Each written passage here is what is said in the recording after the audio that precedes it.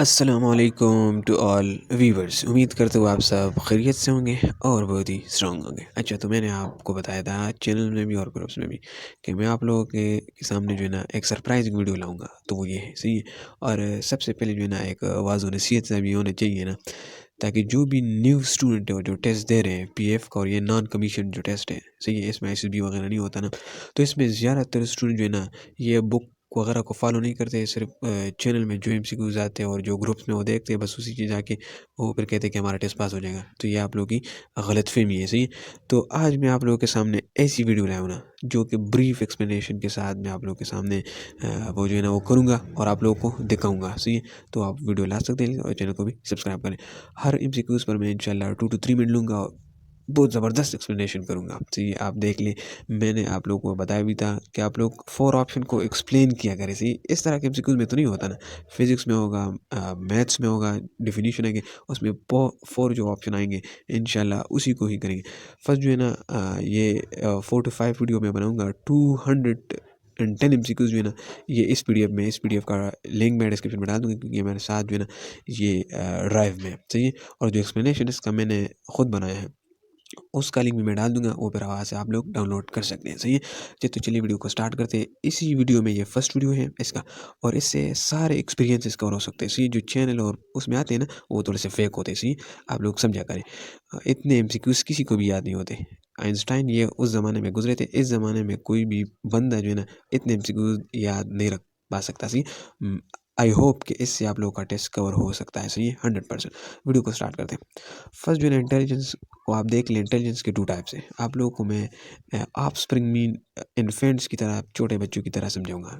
एक होता है वर्बल इंटेलिजेंस, जिसको हम वर्ब से डिनोट करते, इस तरह के एमसीक्यूज उसमें होते हैं। और एक होता है नॉन वर्बल, जिसमें पिक्चर्स आते हैं। इसमें हम वर्बल इंटेलिजेंस एमसीक्यूज, फिजिक्स में ये सब कवर करेंगे, सही, इस वीडियो में। लेकिन फर्स्ट 30 में चाहे फिजिक्स के हो चाहे जिसके भी आए, लेकिन मोस्टली इसमें फिजिक्स और इंटेलिजेंस के फर्स्ट एमसीक्यूज को आप देख लें। सीरीज़ को आपने कंप्लीट करना है। इस तरह के मोस्टली एमसीक्यूज आते हैं, जिसमें आप लोगों को ये पता होना चाहिए प्राइम नंबर कौन से होते हैं, ऑड नंबर हम किसको कहते हैं, होल नंबर कौन से होते हैं, इवन नंबर कौन से होते हैं। तो इवन होते हैं 2 पे डिवाइड होते हैं, ऑड होते हैं जो कि 2 पे डिवाइड नहीं होते, प्राइम होते हैं जो सिर्फ खुद पे डिवाइड होते हैं, सही है। और whole number 0 1 2 3 4 5 and so on infinite, सही। ये सारे मैंने बता दिए। तो यहाँ पे ये फर्स्ट एमसीक्यूज ये प्राइम नंबर है 1 3 5 8। इसके बाद जो है ना 11 आ रहा है, तो first A option is correct. 2 आप देख लिए, कमिंग नेक्स्ट 1 3 4 7 11। तो 11 के बाद जो है ना इसके बाद क्या आ रहे हैं, तो आप लोग अभी ये इवन नंबर, इस ये इवन ऑड और प्राइम, इससे इस तरह के एमसीक्यूज भी आते हैं कि आप लोग जो है ना इससे वो ऐड करेंगे इवन या ऑड, और उसके बाद वो आएगा 3 + 1 4, 4 + 3 7, 7 + 4 11, 11 + 7 से क्या आता है 18। तो ये फर्स्ट 2 जो वर्ड्स होते हैं ना या पेयर होते हैं, इससे आपने देख के, क्योंकि आप लोगों के पास वहाँ पे तो टाइम नहीं होता ना, तो आपने सारा नहीं देखना, सही है ना। आपने फर्स्ट 2 को देखना है और आपने रिजल्ट निकालना है। तो 3 1 से क्या आ रहा है 4, और इसके बाद तो आपने वो सीरीज़ देखना है। यहाँ पे 11 + 7 से डायरेक्टली 18, तो इसमें सी ऑप्शन करेक्ट है। ये थर्ड नंबर आप देख लिया। इस तरह के एमसीक्यूज पीएफ टेस्ट में मोस्टली आते हैं। Rice is coded as 1 2 3 4। इसका मतलब है कि आर को हमने 1 वैल्यू दिया है, आई को हमने 2, सी को हमने 3 वैल्यू दिया है, और ई को हमने 4। इस तरह वाई को हमने ये वाला वैल्यू दिए। इसका मतलब है कि डब्ल्यू को हमने 5 नाम दिया है, सही है, सिंपली बता रहा हूँ। आई को हमने 6 नाम दिए, पी को हमने 7 नाम दिए, और ई को इस तरह 8। तो हम प्राइस को किस तरह कोड करेंगे, तो अभी आपने देखना है कि हमने यहाँ पे पी को क्या कोड दिया था, पी को हमने 7। तो आपने डायरेक्टली अंदाजा, यहाँ पे 3 ऑप्शन है, फर्स्ट में 7 आ रहे हैं, वहाँ पे इतना टाइम नहीं होता, आपने यही पे वो पे टिक करना है, सही है। अच्छा, ऑड वन आउट वो होता है ना, इसमें 2 to 3 types odd man out में है, सही है।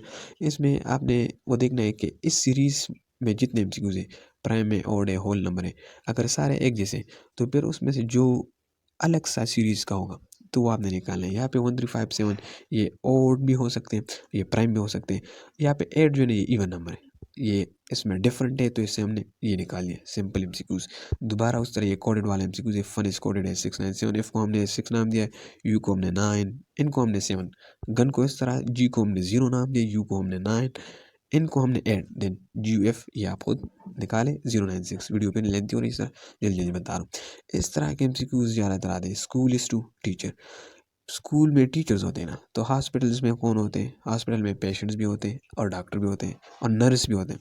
अब यहाँ पे जो है ना मेन और कीवर्ड क्या है कि मेन जो चीज़ है स्कूल में वो टीचर है ना, वो पढ़ाता है। इस तरह हॉस्पिटल में मेन जो पर्सन है, जो डिग्री होल्डर है, यहाँ पे अगर हम बात करें डिग्री होल्डर कौन से? डॉक्टर है। अब ये वाले एमसीक्यूज इस तरह के और भी यहाँ पे देख लेते हैं। Car is to drive, car किस चीज़ के लिए होता है? गाड़ी ड्राइव करने के लिए। देन बुक, बुक हम रीड करने के लिए। बुक में राइटिंग भी होती है, सही, बुक में टाइटल भी होता है, लेकिन आपने फर्स्ट वाले के कीवर्ड से जाना है। गाड़ी ड्राइव करने के लिए होती है, बुक किस चीज़ के लिए? रीड करने की। बुक में वो लिख कर जाते हैं ना, वो लिखा होता है और आप वो रीड करते हैं। बुक का मेन पर्पस क्या है? रीडिंग। अच्छा, बुक इज़ फॉरवर्ड पर्पस, ये बहुत ज़्यादा इंपॉर्टेंट एमसीक्यूज है। इम्प्रूव योर फोकस, ये आप लोग का फोकस जो है ना ये बढ़ाता है। मेमोरी, मेमोरी के लिए कि हम एक चीज़ को याद रख पाएँ। एम्पैथी के लिए भी, कम्युनिकेशन स्किल के लिए, इंग्लिश के ज़्यादा भी जो है। तो हम हाल यहाँ पे इस तरह के एमसीक्यूज तो ख़ास इतना नहीं आता, लेकिन एजुकेशन से रिलेटेड ज़्यादातर आते हैं, सही है। अच्छा, yesterday was Monday, what will be the day after tomorrow. तो अब यहाँ पे आप देख लिए the day after tomorrow mean कि 2 days का गैप होना चाहिए। यस्टरडे वाज मंडे, तो आज के कल मंडे था ना, तो आज ट्यूसडे है, ट्यूसडे। तो अब 2 day का गैप आप देख रहे हैं, इतना टाइम तो वहाँ पे नहीं होता ना। दोबारा बता रहा हूँ, इतना टाइम नहीं होता वहाँ पे। 2 days का आप देख लिए, ट्यूसडे, वेडनेसडे, थर्सडे को आप बोलो तो फ्राइडे, तो ऑब्वियसली बी, तो ये कवर हो गए एमसीक्यूज। अच्छा, 10 एमसीक्यूज आप देख लिए। Fourth day of month is Sunday, then 28 day will be. तो ये वाले जो एमसीक्यूज है ना, ये मैंने अकेले पीडीएफ में इकट्ठे क्यों में वहाँ पे मैं एक्सप्लेन कर रहा हूँ, सही है। लेकिन ये फर्स्ट वाला इस तरह हम यहाँ से हम स्टेटमेंट देंगे, वहाँ पे एक्सप्लेन करूँगा। 4 day of month is Sunday, 28 day will be. तो चलिए एक्सप्लेनेशन की तरफ। अच्छा, तो वहाँ ये वो वाले एमसीक्यूज का एक्सप्लेनेशन है। वहाँ पे करेक्ट आंसर जो है ना वो गिवन भी है, इस वजह से यहाँ पे वेडनेसडे लिखा गया है। स्टेप बाय स्टेप ये आपने कैसे करना है, ये वहाँ पे नहीं होता। ये तो कैसे अगर करना है तो कर ले, अदरवाइज ये वहाँ पे जो है ना इतना नहीं होता। लेकिन अगर आपने फिर भी लास्ट में करना है, इस तरह के एमसीक्यूज आपने लास्ट में छोड़ने हैं, क्योंकि वहाँ पर साइड पे आप लोग को आ जाते हैं कि आपने कौन कौन से एमसीक्यूज छोड़े। वहाँ से फिर आप बैक आ सकते हैं, उस एमसीक्यूज पे क्लिक करके तो आप सॉल्व कर सकते हैं, क्योंकि वो आप लोग को पिन या जो मार्कर दे देते हैं और आपने वहाँ पे वो फिर सॉल्व कर सकते हैं आप, सही, वो जुल्म नहीं करते वहाँ पे। अच्छा sorry, we are given the fourth day of month is Sunday. एक मंथ है 30 days का, ऐसे ही है, और वो उसका जो है ना 4 day, चौथा दिन संडे है, सही है। अच्छा, सेकंड स्टेप आपने क्या करना है, the weeks follow 7 day cycle. Weeks हफ्ते में 7 दिन होते हैं, ये सबको पता है। और 7 दिन फर्स्ट में जो है ना वो 4 day कौन सा है? वो संडे का है, ये आपने याद रखना है। To find the day of 27, तो वैसे भी ये हफ्ते 7 का है ना, तो 7 मेरा तो मानना ये है, और मेरा जो कंसेप्ट है 7 3 21, सही है। मैं मंडे के हिसाब से लगा लेता हूँ, फिर भी ऐसे जड़ आएगा, लेकिन ये लेंथी हो रहा है फिर। अच्छा, ये आप देख लें। To find the day of 28, we know that 28 is exactly 24 day after the fourth. Since 28 minus ये क्या है? 7 3 21, और ये 24 आ गया। अच्छा, since 24 is a multiple of 7, सी 27। अच्छा, फिर मैंने जो निकाला था कि 3 full weeks हो गए एंड 3 extra days, सी। अच्छा, the day will shift forward by 3 days from Sunday। यहाँ पे आप देख ले, 4 day संडे था, 5th मंडे हो गया, 6th ट्यूसडे, 7th वेडनेसडे। अब हमने 7 पे हम आ गए ना, अब हम इसके through 7th Wednesday, 7 multiply by 3, 7 3 21 day पे क्या होगा? वेडनेसडे, सही है। अब फिर कंटिन्यूस रहोगे, 25th फिर संडे, सही है। फिर 26 भी मंडे, 27 ट्यूसडे, 28 फिर वेडनेसडे। तो ये इसका आंसर है। तो ये एमसीक्यूज था। इस तरह के एमसीक्यूज पर मैं अकेले वीडियो बनाऊंगा, ये आपने जल्दी कैसे सॉल्व करना है। मैंने पिछले बताया भी है कि आपने किस तरह जो है ट्रिक कैसे करना है। अभी बिंतु सॉरी, वीडियो लेंथी हो रही है, मैं दोबारा बता रहा हूँ कि ये अभी 10 मिनट हो गए और बहुत सारे एमसीक्यूज जो ना वो बाकी है, सही है। तो इसका आंसर वेडनेसडे है। अच्छा, 11 नंबर एमसीक्यूज को आप देख ले। The age of a man is 4 time that of a son 5 years ago. The man was 9 times old as his son was at that time. The present age of a man is, यहाँ पे आप लोग को option क्यों नहीं? 32 correct है। कैसे आया है वहाँ पे एक्सप्लेन करते हैं, सही है। अच्छा, तो हमें एज कौन सा गिवन था? The present age of a son was, हमें जो है ना वो फाइंड करना है, तो हमने वो एक्स ली। जो चीज़ हमने फाइंड करना है एक्स लेना है। The present age of a man वो भी गिवन था कि वो 4x है, 4 टाइम उससे ज़्यादा है, तो x का 4 टाइम ज़्यादा है। हमने 4x लिया। 5 years ago वो कैसा था? तो हमने 4x माइनस 5, क्योंकि हम बैग जा रहे हैं ना, बैग जब भी जाते हैं हम माइनस लगाते हैं। 4x माइनस 5, और 5 ये ईयर्स भी गिवन है। दिन सन एज को हमने फाइंड करना है, तो x माइनस 5 ईयर्स। अच्छा, हमने इससे फिर इक्वेशन बनाना है। 4x माइनस 5 9, x माइनस 5 है 9, जो है ना उसका एज। सॉल्विंग द इक्वेशन, तो इक्वेशन सॉल्व करने के बाद हमारे पास x इज इक्वल टू 8 आ जाता है। तो ये finding the man's present age, हमने फिर 4x को फाइंड करना है ना, 4 टाइम जो है ना उससे ज़्यादा x, तो हमने इससे फाइंड कर दिया इस इक्वेशन से, तो 8 उससे आ गया, और फिर ये 4 8 तो उसका 32 है ये। सही, तो ये भी वही MCQs था, सिंपल। अच्छा, ये 12 और 13 MCQs ये बिल्कुल सेम है और सेम फार्मूले से हो रहे हैं। तो देख लिया आप, 20 mens complete work in 18 days, then 10 mens can complete work dash. सही है, 13 भी आप देख लें, 26 men complete a building in 12 days, the 18 mens complete building in how many days. तो इसमें डेज फाइंड करना है, और then 10 mens can complete work, वहाँ पे हमने वर्क को फाइंड करना है। तो ये दोनों वहीं पे देख लेते हैं PDF में। अच्छा, तो आप लोग एक्सप्लेनेशन देख लें, यहाँ पे इन दोनों एमसीक्यूज में हमने एक काम करना है, हमने वर्क और मैन पावर का जो रिलेशनशिप है ना, ये मैथ से रिलेटेड जितने भी एमसीक्यूज होते हैं, इतना कंसेप्ट मेरा इस पर नहीं होता, लेकिन आप देख लें वर्क और मैन पावर का रिलेशनशिप हमने देखना है। सही है। अच्छा, और हमें गिवन और फार्मूला उसका क्या है कि work is equal to, work हम किस तरह find, work is equal to number of man given है, और डिवाइड बाय डेज, या जितना टाइम हमें गिवन होता है। सही है, number of days divide by number of sorry mens, और फिर डेज। अच्छा, फिर क्या गिवन हमें क्या है कि 20 मेंस जो है ना, 20 आदमी जो है ना, वो एक काम को 18 दिन में कंप्लीट करते हैं। तो हमने क्या फाइंड करना है, हमने मालूम क्या करना है, we need to find how many days 10 men. अच्छा, हमने फाइंड करना है कि 10 में ना इस काम को ये जो है ना, जो 20 लोग जो है ना ये 18 डेज में करें, तो अब 10 आदमी जो है ना ये सेम वर्क कितने डेज में करेगा। तो स्टेप 1 आपने क्या करना है, टोटल वर्क डन आपने मालूम करना है दोनों में से। ये टोटल वर्क कितना है वो कैसे फाइंड करना है, वो आपने मेन और डेज को मल्टीप्लाई करना है। सही, जो मेन जो गिवन है, जो दोनों गिवन वैल्यू है, ये भी गिवन है, ये भी गिवन है, और ये जो फाइंड करने वाला है, ये वाला फाइंडिंग वाला है ना, इसको नहीं, ये बाकी दो को आपने मल्टीप्लाई करना है, इससे 360 मेन डेज आ गए। फिर उसके बाद स्टेप 2 आपने क्या करना है, डेज रिक्वायर्ड फॉर 10 मिनट, अभी आपने कैलकुलेशन या सोल्यूशन करना है। तो वो कैसे करना है, उसका फार्मूला यहाँ पे गिवन है। डेज रिक्वायर्ड आपने कैसे फाइंड करना है, उसका फार्मूला है total work divide by number of men. Days required is equal to total work divide by, तो 360 टोटल वर्क हमने फाइंड किया था, और ये 10 हमें गिवन है, 10 आदमी है, तो उससे क्या आ गया 36। तो इसमें 36 करेक्ट है। ये और जो 14 MCQs था वो भी यहाँ पे गिवन है, आप लोग ये PDF से देख सकते हैं, वीडियो पे लेंथी हो रही, तो ये आप खुद देख ले। सही, उसके बाद जो है ना फिजिक्स के कुछ MCQs है वो एक्सप्लेन करते हैं, वीडियो को फिर जो है ना मैं आप लोगों के लिए फिर अपलोड कर दूंगा।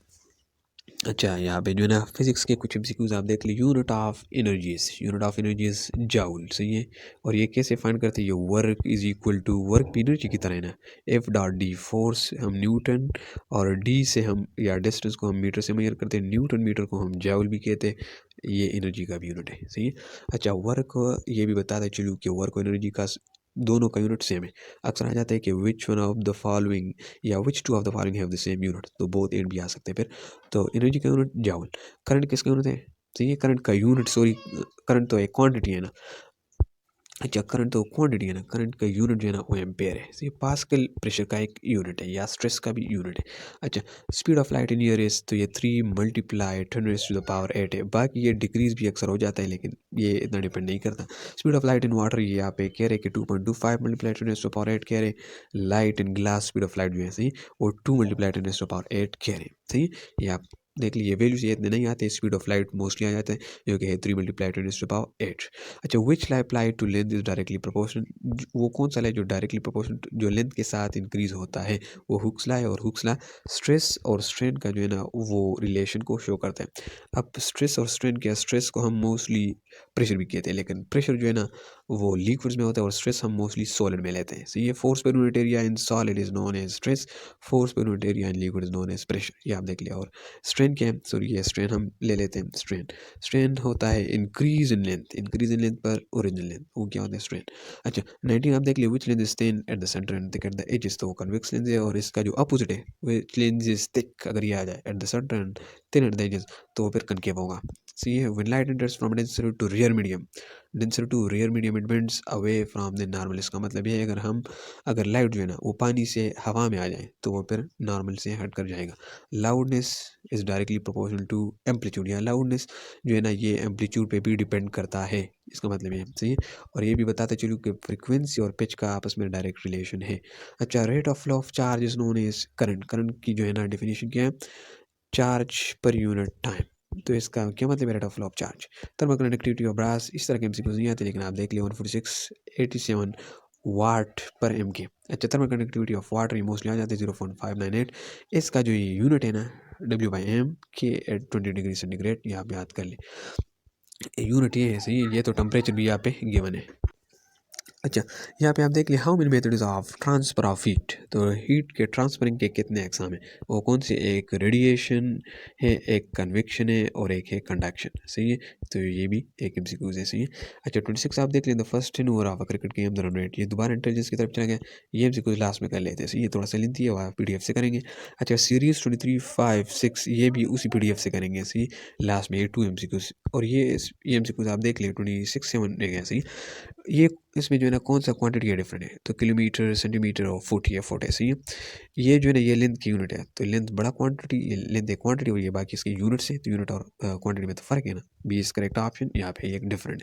विच कम नेक्स्ट फॉलोइंग नेक्स्ट। सी 100 से 98 तो 2 माइनस किया, 98 से 94 4 माइनस किया, 94 से 8 तो फिर जो है ना 6 माइनस किया। यहाँ पे आप देख लें, मैंने आपको बताया था ना कि फर्स्ट 2 पेयर को आपने देखना है। यहाँ पे जो है ना 80 और 70 में 10 का फ़र्क है। 70 के बाद हमने 12 को माइनस करना है, तो इससे 58 आ जाता है। ऑड में आउट इसमें आपने कौन सा निकालना है, 2 4 और 8 जो है इवन नंबर है, 5 ऑड है, तो ये करेक्ट ऑप्शन है। अब हम ये 3 एमसीक्यूज वहाँ पे कर लेते हैं। 26 आप देख लो और 27 पीडीएफ से कर लेते हैं।